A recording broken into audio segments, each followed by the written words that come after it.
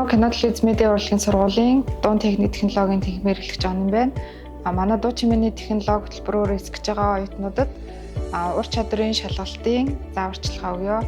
За дуу чимээний технологи хөтөлбөрт нийт 3 төрлийн шалгалт авдаг. Сонсгол, ритм, ярилцлага гэсэн шалгалт авна.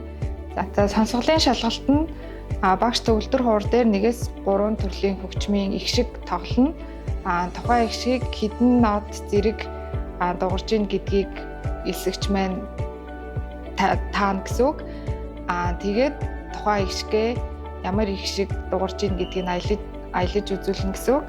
За ритмийн шалгалт маань багш 3-4 төрлийн ритм зохиж үзүүлнэ.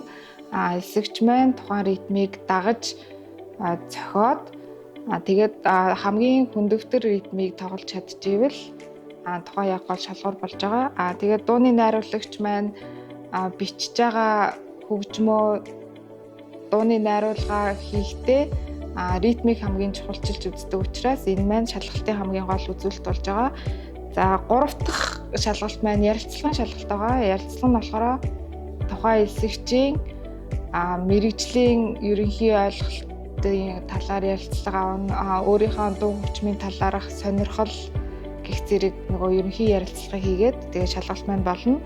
Тэгээд дуу чимээний технологи хөтөлбөрөөр эсгэж байгаа оюутнууд маань монгол хэл, нийгэм судлал, англи хэл гэсэн 3 эсдийн ерөнхий шалгалтаас 450-аас дээш оноотой эсэгчд маань манай ур чадрын шалгалтыг өгөх боломжтой болж байгаа.